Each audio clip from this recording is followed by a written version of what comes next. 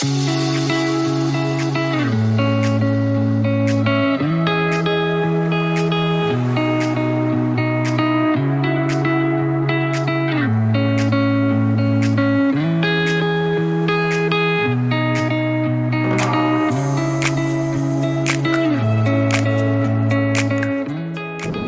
I'm officially an idiot. I woke up at 4:15, get packed, get ready, headed to the trailhead for my long run this morning. Got there, realized I forgot my trail shoes at home. So driving back now, and I guess I'm just gonna be getting a trail run done by the house.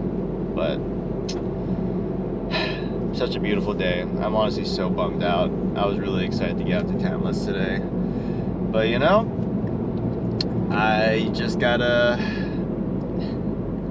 blame anyone but myself. Gotta take ownership for this one. So, just one of those mornings.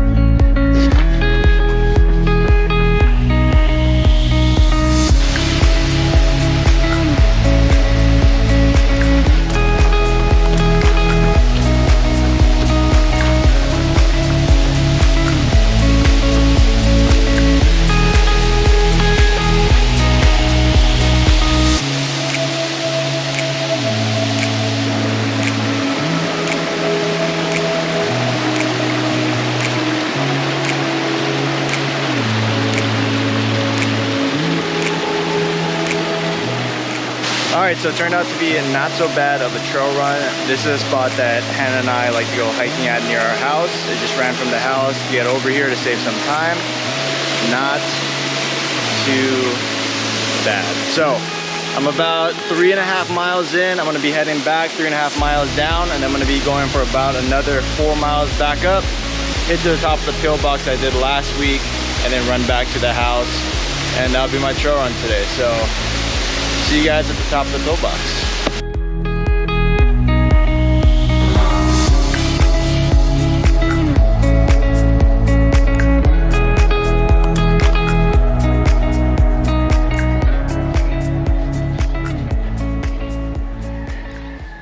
All right, about 14.2 miles, 1,870 feet of elevation gain in the books.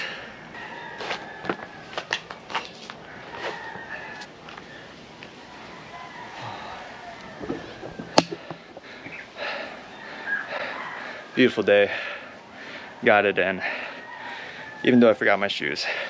Wasn't quite talentless, but good work today.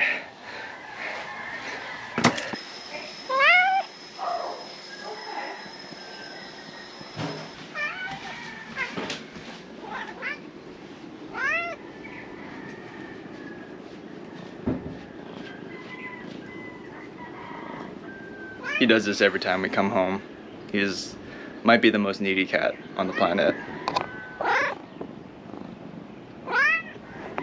It's too much.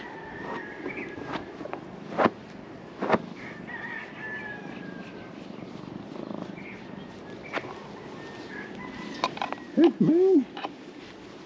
Hey, kitty. Good boys. What?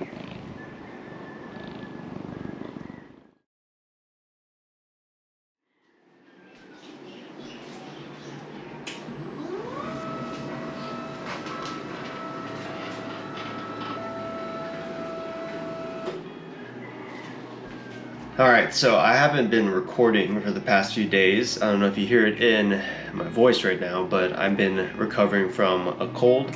It isn't the you-know-what that's been going around the past few years. It's just a normal cold, and I am recovering now, but still a little under the weather. So I thought a perfect way to cap off this video is talk about the ways that I've been focusing on recovery during this entire process, because that's the number one thing you got to do when you're sick is rest and recover, and that's all you can really control. When it comes to pushing our physical abilities in any realm, whether you are running, whether you're lifting weights, whether you're doing any sort of strenuous physical activity and increasing the volume in which you are moving, there's a few main factors of recovery that I think is vital for everyone. First and foremost is sleep. It doesn't matter how many supplements you're taking or how many recovery hacks that you have. If you're not getting the proper amount of sleep every single night, your body is just not going to recover. That means if you're trying to lose weight, that's not going to happen. That means if you're trying to push your physical fitness, you're going to get injured. You got to make sure you're sleeping each and every night. And again, realistically, we would like to get to that 8 to 9 hour range, but I know realistically, I'm laughing because I don't even do that. Aim to get at least 7. That's kind of like the sweet spot that you need to at least get to make sure that we're maintaining good recovery. The second big one that we have to talk about is nutrition, and nutrition includes hydration. So when it comes to nutrition, the number one thing we got to make sure we're doing when we're pushing our physical boundaries, and this primary is to make sure we're properly fueled. I think so often people are under fueled, whether their goal is to lose weight or they're doing something big like an ultra marathon, for example. You got to make sure we are replacing the calories that we are burning throughout our exercise, because if we don't, or if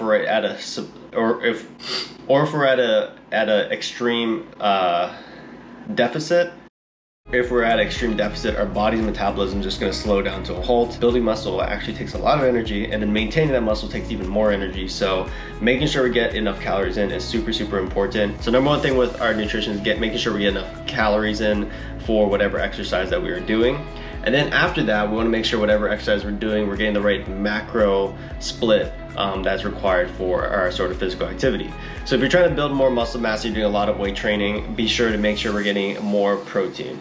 If we're trying to run long distances, making sure that we have enough carbohydrates in our system, glycogen stores, also by maybe even having a higher fat diet if that's something that works better for you, breaks down slowly and easily over time. If we're doing stuff like an ultra, we probably want more fat in our diet. At the end of the day, each individual's requirements for food is gonna be different. Don't do something just because your friend told you this is what they did. You wanna make sure you're getting your nutrition recommendations from a professional who understands your specific needs and doesn't give you just some cookie cutter program. If you are interested in looking for some nutrition coaching, we actually offer online nutrition coaching. If that's something you're interested in, click the link below and we get started with that. So like I said before, on top of nutrition, hydration is gonna be a super, super important aspect of our recovery. Hydration is important because at the end of the day, we have a lot of fluid in our body. We're made of mostly water. So if we're not well hydrated, our body just does not function properly. Our protein is not gonna get to where it needs to get to rebuild muscle. Our glycogen is not gonna get to where it needs to fuel our muscle. And our fat isn't gonna get to where it needs to go to transport cells and other things. Water is very important. I cannot emphasize that enough. If you feel like if you're wondering if you're drinking enough water, it means you probably should drink more water. The good rule of thumb, I always have one of these bad boys sitting on my desk, literally at all times, and I drink maybe 4 or 5 of these a day. I'm just always constantly sipping on water. So if you start to feel thirsty, it's already too late, you're dehydrated, start drinking water early and often throughout the day. And if you cover those two big things, sleep and nutrition, you're already doing more than most people, I would say. Now, on top of that, what are other things I would recommend for individuals who are especially pushing themselves in maybe a new arena of fitness? I'm doing something that's uncomfortable for you. You're running your first mile. You're signing up for a gym and doing barbell training for the first time in your life. You're signing up for a new group training class that's gonna really push you. Whatever that is that you're doing that's gonna be pushing yourself, other things on top of nutrition and sleep that I would really have you focus on is going to be, first and foremost, stretching. We gotta make sure we're stretching. It's one of those things that is so boring. Something that I personally don't like. I know there's people out there who probably love stretching when it comes to like yoga and that kind of stuff. I'm not one of those individuals. I have to force myself to do it every day. But the way I look at it, stretching should be viewed as maintenance. It's something like brushing your teeth. It's not like, oh, I should probably brush my teeth today. It's like, I need to brush my teeth today because if I don't, my teeth are gonna get rotten and gross. Same thing with our muscles. If we don't stretch every day, our muscles are gonna get really, really tight, and then that's where injuries can occur, right? So we wanna make sure where our muscles that are tight, we are lengthening them. I would also highly recommend foam rolling. Where's my lacrosse ball? I'll be right back. All right, You can get a lacrosse ball for a couple bucks. This is really great. I use this a lot when I roll out my feet. When I'm running a bunch of miles, my plantar fascia gets really tight. Use this to roll it out. I also use it to roll out my glutes and my lower back. And I also have a foam roller. This is like one of those fancy ones you can turn on and it vibrates, but you do not need one of these to get a good foam rolling session in.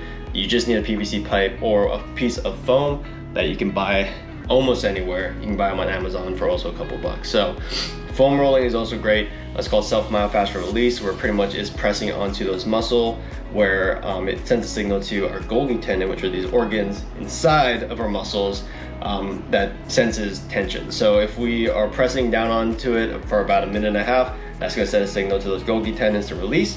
That's gonna really help ease up some of that tightness. So we wanna make sure for our tight muscles that we're lengthening them through foam rolling and SMR. And on top of that, I'd really recommend shortening muscles that are lengthened. So if we think about this, if we're constantly rounded forward and leaning forward like this, typing all day on our computer at our desk, most likely that means our muscles on our back are underactivated, over lengthened. So by retracting our shoulder blades and focusing on staying upright, this is gonna help create better posture. So if you're finding that after leaning forward, oh, my shoulders are getting sore, my back is getting sore, try to do some bent over rows or some other movements where we are retracting the shoulder blades together and bring them back out. And by activating these muscles on our back is gonna help balance out that muscular imbalance. Another common one is if we're sitting at our desk all day, hip flexors are really tight. So again, lengthen those by stretching and foam rolling. And typically on the back side, our glutes are lengthened from sitting all day because we're in the sitting position. So in order to shorten those, doing stuff like glute bridges is gonna really help out to help strengthen up those muscles, keep them activated, so it brings our pelvis more into alignment, and so we're not putting a lot of stress and pressure on our lower back. Past that, now we're getting to the real nitty gritty. The one thing I would recommend, and man, I wish we had more access to this, is doing sauna and ice bath. So we don't have access to a sauna, unfortunately. Whenever I have access to a sauna, I do it every single chance I get. Not only is it great for your recovery, but on top of that, it just is one of those things where it does release a lot of great, it releases a lot of endorphins. It just makes you feel a lot better, a lot happier throughout the day.